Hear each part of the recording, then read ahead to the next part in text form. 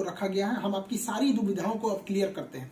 देखिए 28 जनवरी को किसी भी तरह के किसी भी प्रोटेस्ट में आप हिस्सा न लें, ये आपके लिए गलत साबित हो जाएगा।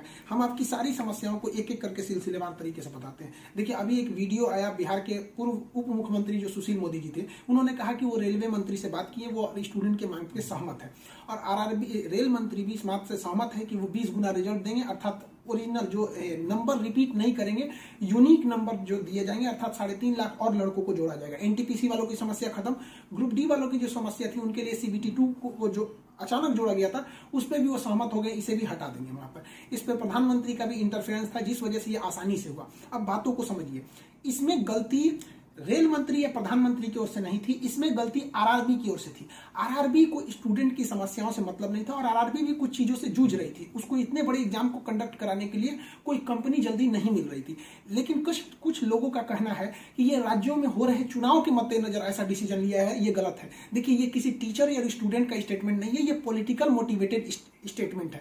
हम बताते हैं क्यों ऐसा नहीं होगा, रेलवे को अपनी बात क्यों माननी पड़ेगी। क्योंकि ये जो संशोधन और कमेटी बनाई गई है और ये जो डिसीजन लिया गया है कि 20 गुना रिजल्ट और सीबीटी 2 ग्रुप डी से हटाया जाएगा, ये रेल मंत्री का डिसीजन है और इसमें पीएमओ इन्वॉल्व है, न कि आरआरबी का। अगर आरआरबी का रहता तो आरआरबी मनमानी करती, लेकिन उसके ऊपर पीएमओ का डेडलाइन है। पीएमओ जिस डेट को दे दी उसको हर हाल में मानना है, इसलिए आपकी हर मांग को मान लिया गया है। आप किसी भी तरह का कल कोई प्रोटेस्ट नहीं करेंगे, क्योंकि जब आप प्रोटेस्ट करेंगे तो उसके बीच में कोई दूसरा आदमी भी आके वायलेंस कर देगा।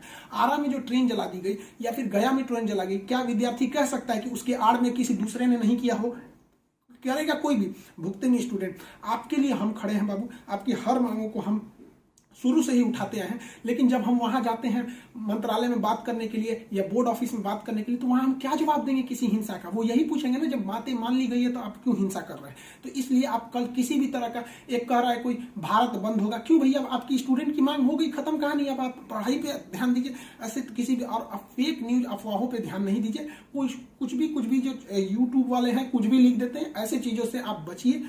किसी भी डिस्ट्रिक्ट का कोई भी लड़का कल कोई भी प्रोटेस्ट या वायलेंस नहीं करेगा। हम कोई भी शिक्षक, हम हो या कोई टीचर, सारे टीचर परेशान हैं कि कल के प्रोटेस्ट को कैसे भी रोकिए। सारे टीचर से भी कहते हैं कि आप लोग तत्काल वीडियो रिलीज कीजिए कि कल कोई भी स्टूडेंट किसी भी डिस्ट्रिक्ट का हो।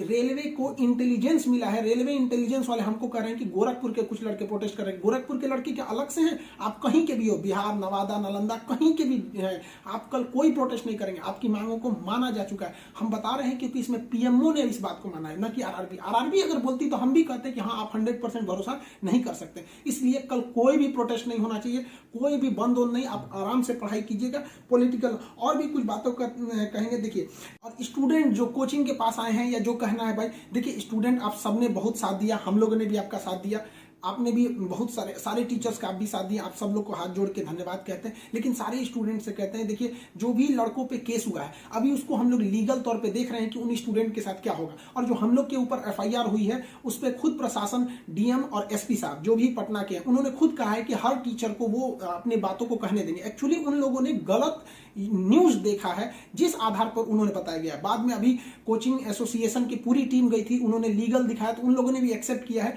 कि वो हम बातों को समझेंगे। जब हम लोग वहां बातें करेंगे तो बताएंगे। आगे हम लोग पे क्या एक्शन लिया जाता है वो हम आपको बताएंगे। हम आपके साथ हैं, आप लोग हमेशा रहिए। आप लोग के देखिए हम आपकी हर बात को उठाते हैं। लेकिन अभी हमारे ऊपर सबसे बड़ी जिम्मेदारी है कि 28 तारीख को कुछ नहीं होना चाहिए, क्योंकि अगर 28 तारीख को कुछ होगा तो फिर हमको जवाब देना ही नहीं बन पाएगा, क्योंकि आपकी हर बातों को मान लिया गया। हाँ, हमारी गिरफ्तारी या किसी टीचर की गिरफ्तारी होगी कि नहीं होगी, एफआईआर वापस होगा कि नहीं होगा, ये सारी चीजें जब हम वहां बैठेंगे प्रशासन पे जो डिसीजन होगा हम आपको बता देंगे। वरना फर्जी न्यूज पे आप लोग ध्यान नहीं देंगे। आप बाबू बात समझिए, इतना प्रेशर है। हमारे घर के लोग, हमारी मम्मी परेशान है। अगर आप कल को अगर प्रोटेस्ट कर देते हैं या कुछ भी, तो हम अपनी मम्मी को समझाने में परेशान होंगे। एक फैमिली, बताइए हम लोग की फैमिली के ऊपर क्या गुजरता होगा। आप समझिए इस चीज को। हम इसलिए फिर हर स्टूडेंट को हम हाथ जोड़ते हैं, बाबू हम ठीक हैं फिलहाल। अगर पुलिस कुछ भी कार्रवाई करती है हमारे ऊपर हम आपको बताएंगे, ठीक है। ऐसा नहीं है, पुलिस प्रशासन भी पढ़ी लिखी होती है। ऐसा नहीं है कि जो वहां पे बैठे हैं वो आपकी तरह स्टूडेंट नहीं रहेंगे, वो भी समझते हैं। उन लोग की जिम्मेदारी, बताइए पटना के डीएम और एसपी साहब की इसमें क्या गलती थी? लेकिन प्रेशर तो उनके पास है कि आप लॉ एंड ऑर्डर को मेंटेन कीजिए, तो वो लोग भी इसको कर रहे हैं। उन लोग के पास जैसा डिसीजन होगा हम आपको बताएंगे। और हाँ, ये बात हम हमेशा कहते हैं कि जो रेलवे बोर्ड बनाया गया वो इलेक्शन से मोटिवेटेड नहीं है, ये पीएमओ के इंटरफेयर के बाद इसे बनाया गया है। हम आप सारे स्टूडेंट जो हमारे साथ खड़े हैं, हम आप सबको भी हम कहते हैं आप लोग को धन्यवाद। और प्रशासन को भी कहते हैं कि देखिए, अगर हमारे नाम से कोई आईडी बनी है तो वो हमारी नहीं हो सकती। अगर कोई बराक ओबामा के नाम से आईडी बना के कुछ बनाता है तो उसमें बराक ओबामा को आप अरेस्ट या एफआईआर नहीं कर सकते। तो आप पहले उसकी सत्यता की जांच कीजिए। रही बात खान सर का नाम क्यों आ जाता है, तो ये भैया एक बात बताओ कि विद्यार्थी का इशू रहेगा, टीचर का नाम नहीं आएगा।